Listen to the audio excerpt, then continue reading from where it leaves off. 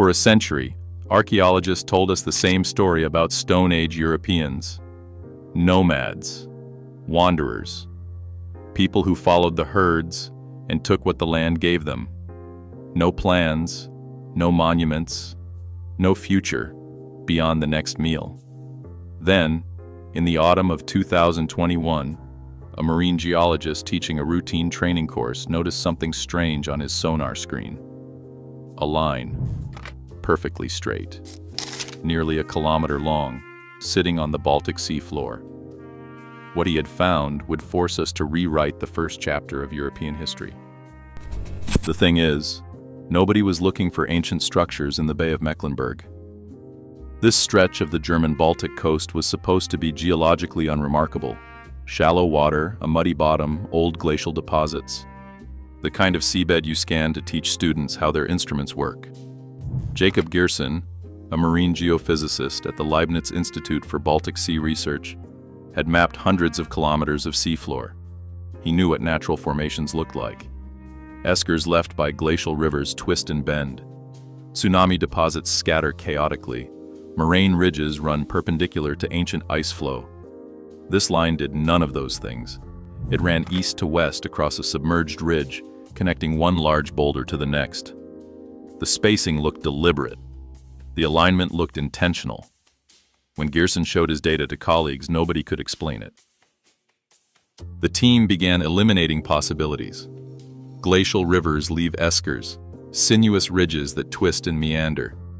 This line ran straight. Tsunamis scatter debris chaotically. They do not stack stones in rows. Ice push creates jumbled deposits, not organized walls connecting boulder to boulder with precisely fitted filling stones. Then came the question of modern origin. Could this be a failed submarine cable installation? An abandoned stone harvesting operation? The regional maritime records showed nothing. Berit Eriksson, a prehistoric archaeologist at the University of Kiel, who studies the people who arrived in northern Europe as glaciers retreated, reviewed the evidence with deepening unease. She later admitted she was the most skeptical member of the team. But one by one, the natural explanations failed.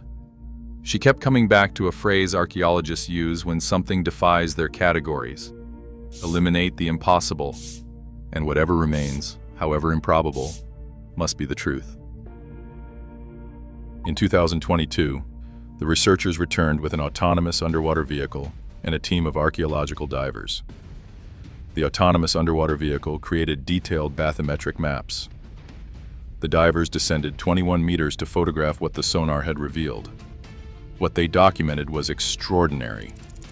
A continuous low wall, less than 1 meter tall in most places, was formed by smaller stones wedged between 288 large glacial boulders. The construction was remarkably regular over its entire length. The stones had been gathered from the surrounding area. The seabed to the north of the wall contained noticeably fewer loose rocks than areas farther away, as if something had cleared them. Using three-dimensional photogrammetry, the team built centimeter-accurate models of wall sections. The pattern was unmistakable. This was not geology. This was architecture. But architecture for what purpose? And built by whom? The answers came from looking at what the landscape used to be. 10,000 years ago, this ridge was not underwater. It stood above a freshwater lake that filled a basin 5 kilometers wide. The Baltic as we know it did not exist. Instead, the region was part of a vast lowland plain stretching from what is now Germany to Scandinavia, with lakes dotting valleys carved by retreating ice. Herds of Eurasian reindeer crossed this landscape twice each year, following migration routes their species had used for millennia. And the people who lived here knew those routes intimately. Sediment cores taken near the wall contained a peat layer that radiocarbon dated to between 10,662 and 10,494 years before present. This provided the critical constraint. The wall had to have been built when the ridge was dry land, before rising seas submerged it around 8,500 years ago. That placed its construction in the late Upper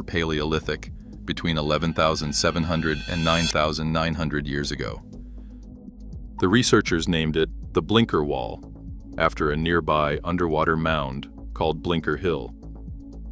And they proposed a startling interpretation. This was a hunting structure, a driving lane designed to funnel migrating reindeer toward the adjacent lake where hunters waited. The idea was not as speculative as it sounds. Similar structures exist around the world.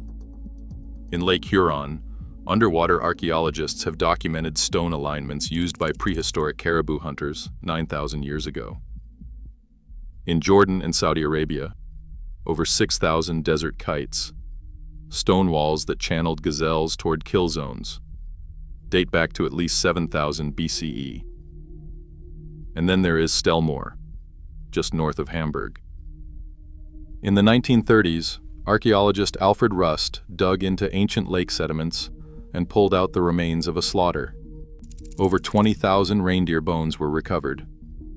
More than 100 pinewood arrow shafts, the oldest direct evidence of bow and arrow hunting in the world.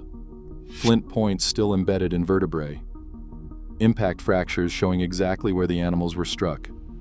The site sat at the end of a narrow valley that naturally funneled herds toward water. Hunters had not built the terrain, but they had learned to read it with lethal precision. The kills dated to the exact period the Blinker Wall was constructed. The Blinker Wall suggests these Paleolithic people went further. They did not just use the landscape, they modified it. Reindeer follow linear features instinctively. Even a low wall, barely knee-high, will channel a moving herd. The animals do not attempt to jump. They run parallel to obstacles, following the path of least resistance. A wall positioned on a ridge above a lake becomes a one-way corridor.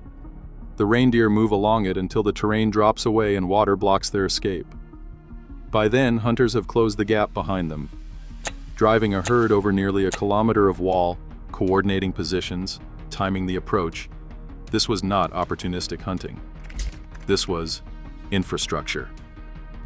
Marcel Bratmoller, an archaeologist at the University of Rostock, who specializes in Stone Age subsistence, estimates a minimum of 10 cooperating hunters to operate such a structure.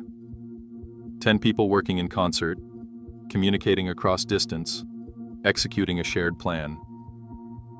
Infrastructure implies something even more profound: intergenerational knowledge. Erickson observed that if you build a structure like that, you are someone who knows the entire area extremely well. You are not just moving around an unknown landscape. You do not just hope you can find a reindeer that day. You plan. You know where the reindeer will come next year. This is the real disruption the Blinker Wall represents.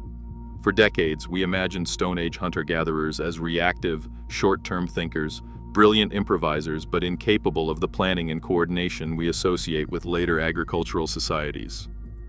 Monuments and megastructures were supposed to emerge only after farming created surplus, settlement, and social hierarchy. The Blinker Wall predates Stonehenge by at least 6,000 years. It was built by people with no permanent settlements, no domesticated animals except possibly dogs, and no agriculture. Yet they engineered their environment on a scale we had not believed possible for their era. Ashley Lemke, an underwater archaeologist at the University of Wisconsin who discovered similar structures in Lake Huron, was not surprised by the Blinker Wall findings. She noted that these discoveries reinforce an argument specialists have been making for years. Stone Age people were far more sophisticated than popular imagination credits. We always think of them on the brink of starvation, trying to scrape a living out of the landscape, and that is just not true.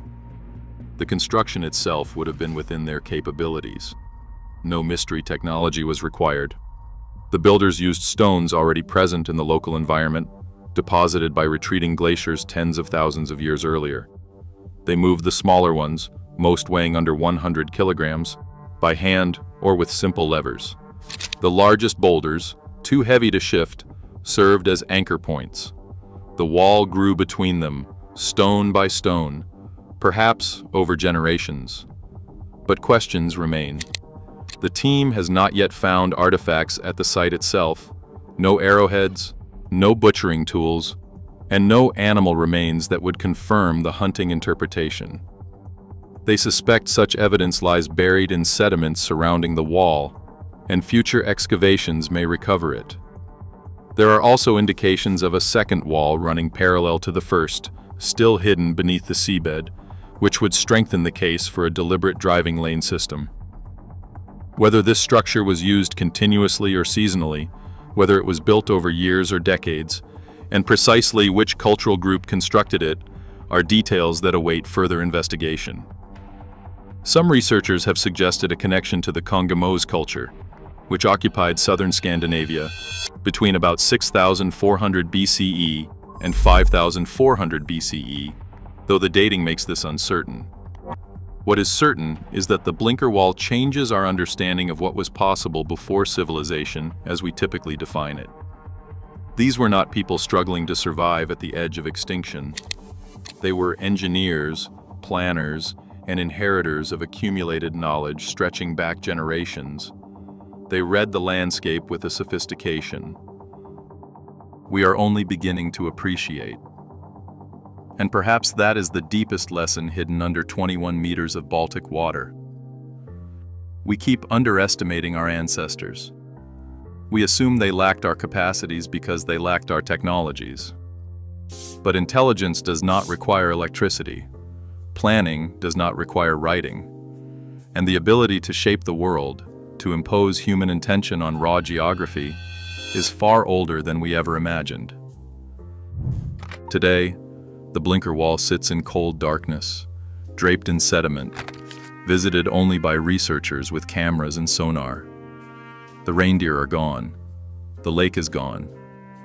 The hunters who built this wall left no names, no texts, no monuments we can read. Just stones, arranged in a line, still holding their position after 10,000 years. The Baltic kept their secret until now. What else might be hiding beneath waters we never thought to search? What do you think?